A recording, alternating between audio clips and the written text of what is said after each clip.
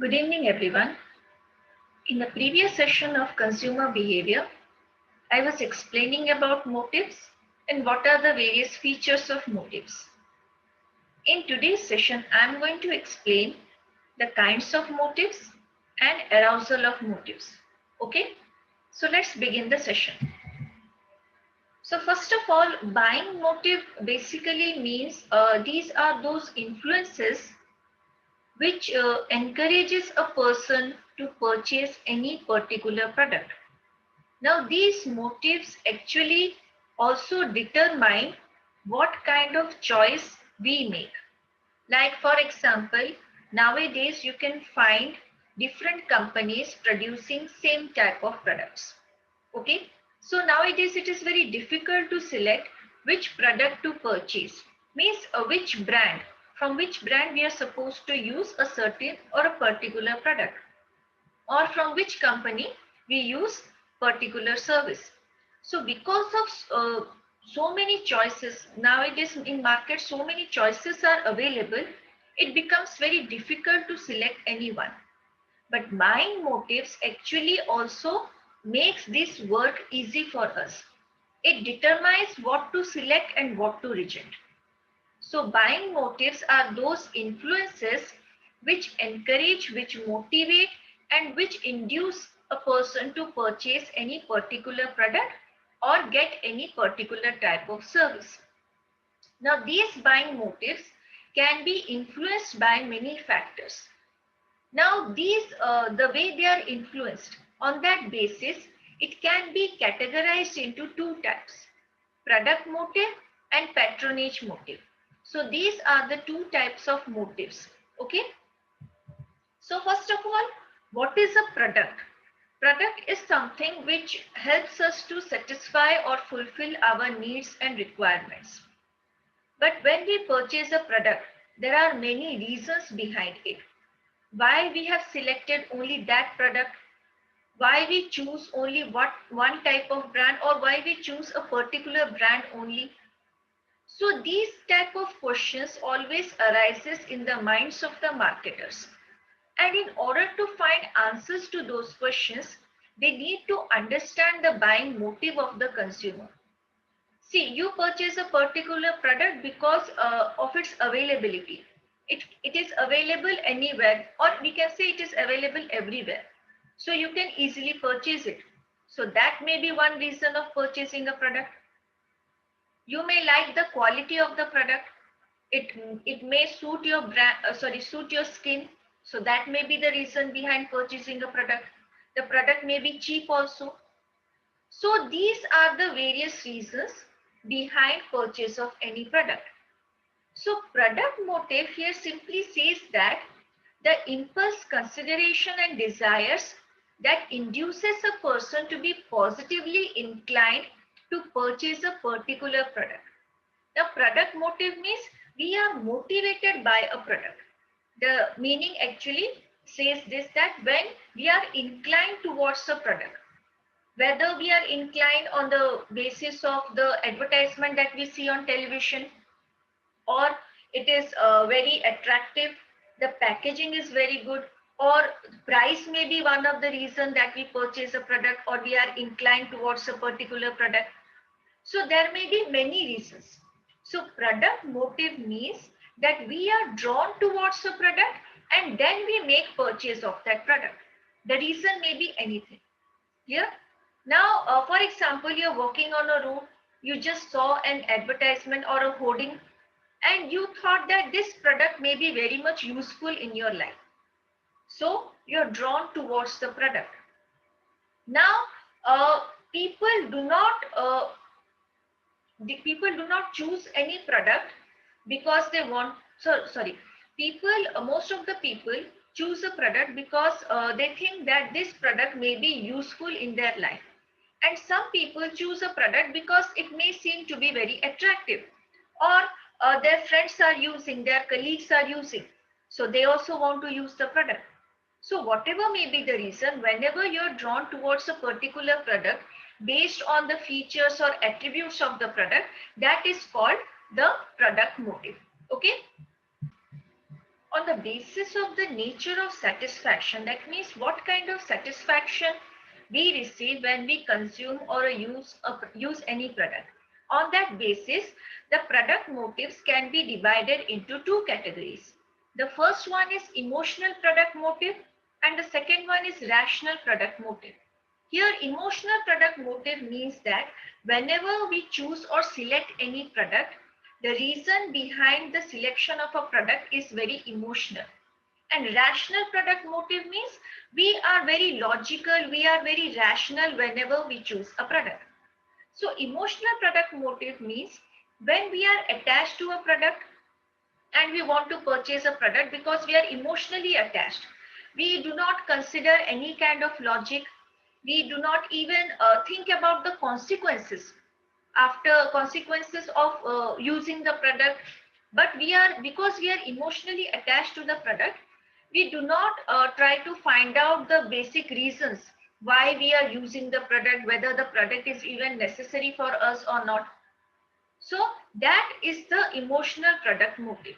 Here, now you can see many advertisements, many companies advertise the product on an emotional level. If you see Coca-Cola, few years back they have advertised that when you are happy or when you are with your family, with your friends, you can have Coca-Cola because that is about Coca-Cola is all about sharing your happiness. So they are using emotional aspect in order to sell their product.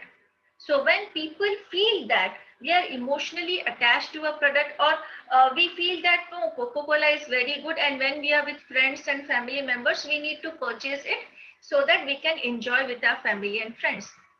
So because of that reason, they may purchase the product. So that is called emotional product motive. So here we are completely emotional on that basis, and we do not consider any benefit or any kind of logic, and we do not even collect information before purchasing of any product. Clear?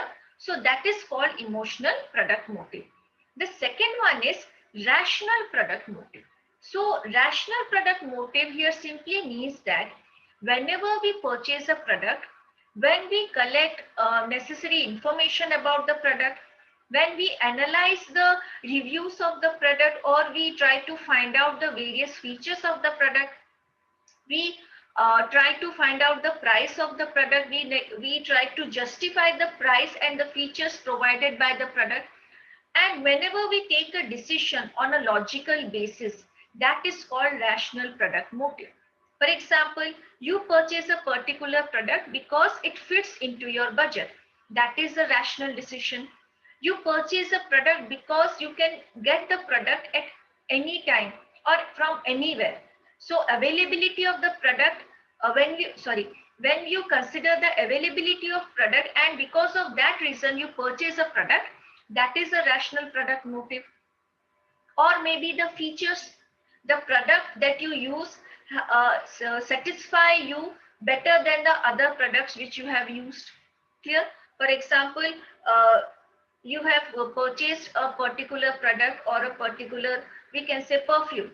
So the perfume that you're using, you're not happy with it, so you purchase another perfume, and you like the smell, the price was also good, so you purchased another perfume, and you felt that the price of the product and the level of satisfaction you get after using the product is justified. So that may be a rational decision. But when you purchase a product completely based on emotional basis, it do not consider any logic or any rationality. Clear? You do not consider the price, you do not consider the availability. You just want to possess or want to have the product because you feel that this product is very attractive, this product packaging is very good, or this product will match your personality. So reason may be anything.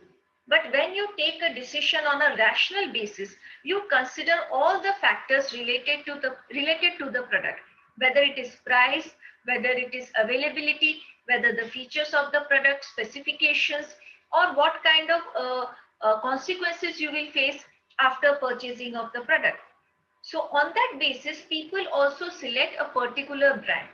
See, this brand seems to be very honest, or this brand is going to provide me product which is suitable for me, it is not going to cheat me. So on that basis also you can get emotionally attached. So emotional and rational product motive, they are different from each other, but people may purchase some product on the basis of emotions and purchase some other products on the by being rational also. So a single person, a single consumer can purchase a product on an emotional level, and the same person can purchase any other product on a rational level also.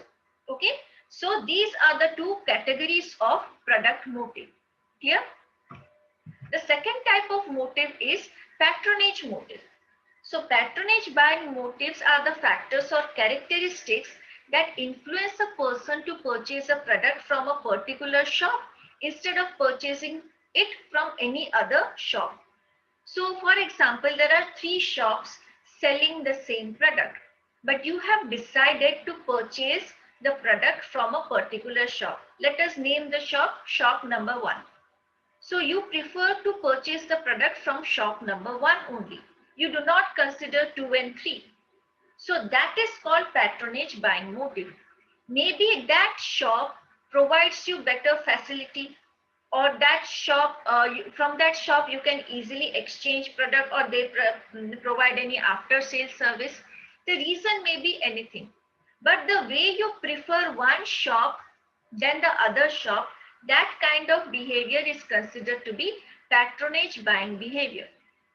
Here, so on the patronage buying behavior can also be, or the patronage buying motive can also be divided into two categories: emotional and rational. Okay, so emotional patronage motives means when a person decides to purchase a particular product or decides to get a particular type of service from a particular shop without giving any kind of strong reasons, or without thinking too much, that we can say that it is an emotional patronage motive. So like emotional product motive, emotional patronage motives also, you can say that they do not work in a logical manner. Because of emotional attachment, they can select one shop or they can prefer one shop to another shop.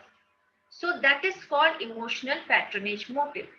Now, for example, your friend has a shop and you prefer to purchase from that shop only. Here, or maybe you like the display of the shop, you feel comfortable while purchasing from that shop. So the reason may be anything, but because you do not consider, because you do not think rationally, you simply select a particular shop without considering the features, without considering the benefits provided by the other shops, then it simply means that it is an emotional patronage motive. Rational patronage motives, on the other hand, are different from emotional patronage motives. So when you're rational, like you prefer one shop because that shop gives you certain kind of discount, the behavior of the people working in the shop is very nice towards you, they are very humble, they consider your choice, they do not force their choice over you so that you will purchase those kind of products only. So the reason may be anything, the reason may be price, the reason may be after sales service, the reason like that you like the ambience of the shop. So the reason may be anything, but it is logical and it is rational. You gather information of different types of shops here. Then you find out what kind of facilities these shops you provide, and then you select one shop out of 4 or 5 shops. That decision is considered to be based on rational patronage motive. You have analyzed the features of all the shops, you have analyzed what kind of products are sold, what kind of service they are providing, and after analyzing the features and elements of all the shops, you have selected one shop.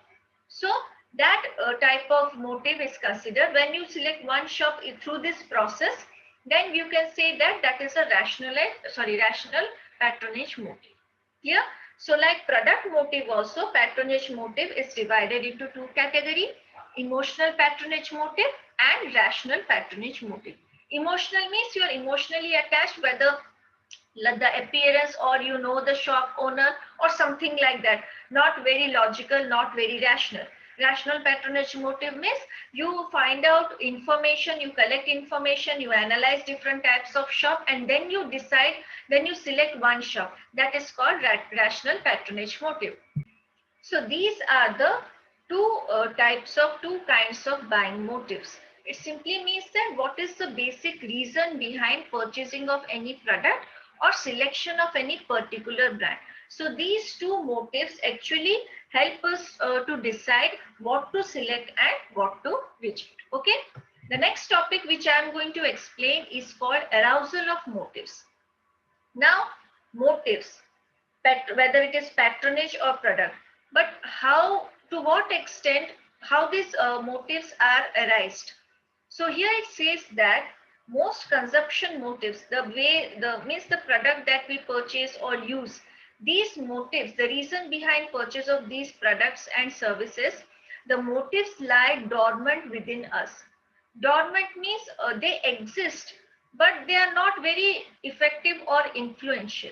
They lie dormant within us at any given time, and they are aroused by various stimuli like ads or sight of the product itself or catchy slogan may arouse any kind of motive. For example, you are walking on the road and you have no intention of purchasing any product. Now suddenly you saw that there is an offer in a particular shop which gives buy one and get another product, means buy one get one free type of offer one of the shop is providing. So that is also when you, after seeing that advertisement, after seeing that product, sorry, offer, you decided to go to the shop and purchase some of the items. Now here it clearly means that the motive was lying dormant within yourself, but when you saw the advertisement, that is a stimuli, it encouraged you to go inside the shop and take the benefit of the offer. So the motive was lying dormant, but after seeing the advertisement of the offer, your motive was aroused. So that is called arousal of motive. So almost all the motives lie dormant within us, and they arise when we come in contact with different types of stimuli. Now these stimuli may be advertisements, these stimuli may be hoardings, these stimuli may be different types of offers provided by the companies and the shops, any kind of slogan, any kind of like even after seeing a product, you didn't decide to purchase a product, but when you saw the product, you thought that this product seems to be very good, attractive. You found out the different features of the product and then you decided to purchase that kind of product. So these, when we come in contact with different types of stimuli, our dormant motives gets aroused. Okay. So we can say that our needs, requirements or desires, they can be aroused through physiological, emotional, cognitive and environmental motives here, because physiological needs, see, physiological means in order to survive, in order to live, we have to satisfy some of our needs. We need to consume food, water, we need a proper shelter to keep us protected from different types of weather. So these are the physiological requirements which each and every human being needs to satisfy in order to survive. Okay. So how this physiological needs of ours is used by the marketers, or we can say used by the different companies. Now a research was conducted and it provided a factor that some of the people actually feel hungry when they see McDonald's. Even the sign of the McDonald's, the sign of the McDonald's make people hungry, even if they are not hungry. So that is called some kind of physiological requirement. Here, so in order to survive, we have to fulfill our basic requirements, food, shelter, and even in order to protect us, we need to purchase different kinds of products that is going to give us any kind of security. Clear? So physiological arousal here simply means that many companies provide such kind of products that will satisfy our physiological needs. But at the same time, even after just looking into the advertisement of such products, looking into the sign of such products, we feel that these are the things which actually are required by us in order to survive.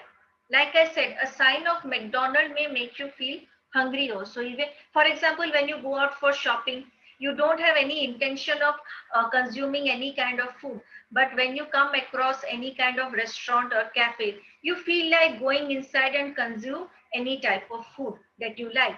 So that is, we can say, physiological arousal. So here also the motive remains dormant until and unless you come across any kind of advertisement, any kind of stimuli. Then you feel that, okay, fine, we are feeling hungry or thirsty or something like that. Then you go to a particular restaurant or cafe and then consume food. That is called physiological arousal. The next one is called emotional arousal. So emotional arousal usually takes into consideration the imagination of the people. Uh, we as human beings always assume or we indulge ourselves in daydreaming that we are living in such kind of big house. We are enjoying ourselves in a resort or something else. We are having these kinds of brands in our possession, like we are purchasing shoes from a particular brand. So these are the things through which we are emotionally attached. And when companies create different types of advertisement showing that after using the product, after using the brand, your lifestyle will be changed, you will try to achieve the lifestyle which you have desired. So many companies play with this emotional element of the consumers in order to advertise their product, in order to convince the consumers to purchase their product. That is called emotional arousal. Because in our normal life, there are many things that we want to possess, but we do not have. Reason may be anything.